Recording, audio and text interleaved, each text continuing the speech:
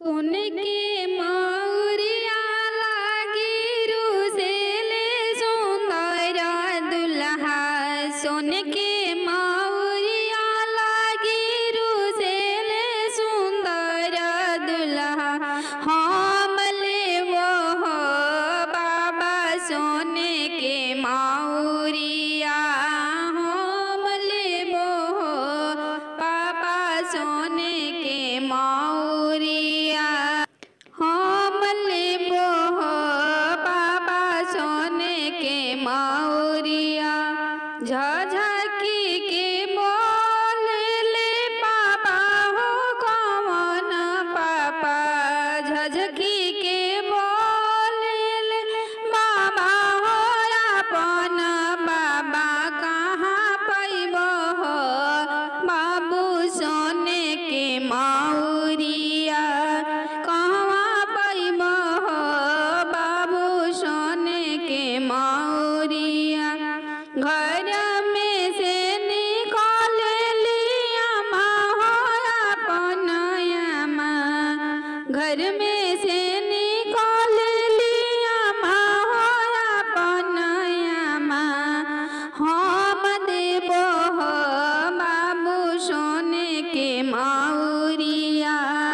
हम देबो हो बाबू सोने के मौरिया। सोने के मौरिया लागी रुसेले सुंदर दुल्हा। हम लेबो हो अरे हम लेबो हो चाचा सोने के मौरिया। हम लेबो हो फूफा सोने के मौरिया। झझकी के बोले ले चाचा हो अपन चाचा। झझकी के बोले ले चाचा हो अपन चाचा। कहवा पैबो हो बाबू सोने के मौरिया। कहवा पैबो हो बचवा सोने के मौरिया। घर में से निकाल ले चाची हो अपन चाची। घर में से निकाल ले फुआ हो अपन फुआ। हम देबो हो बाबू सोने के मौरिया। हम देबो हो बचवा सोने के मौरिया। हम देबो हो बाबू सोने के मौरिया। सोने के मौरिया लागी रुसेले दुलरुआ बबुआ। सोने के मौरिया लागी रुसेले दुलरुआ दुल्हा। हम लेबो हो जीजा सोने के मौरिया। हम लेबो हो मामा सोने के मौरिया। झझकी के बोले ले मामा हो सब मामा लोग। झझकी के बोले ले जीजा हो सब जीजा लोग।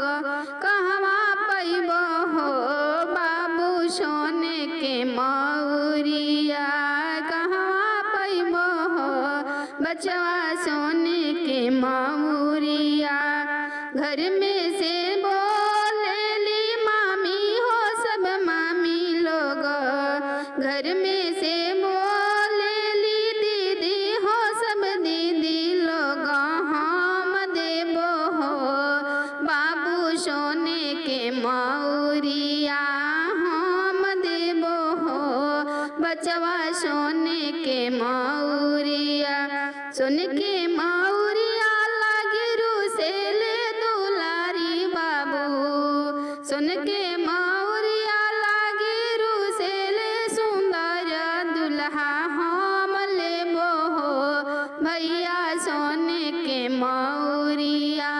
हम लेबो हो झझकी के बोले ले भैया हो सब भैया लोग। झझकी के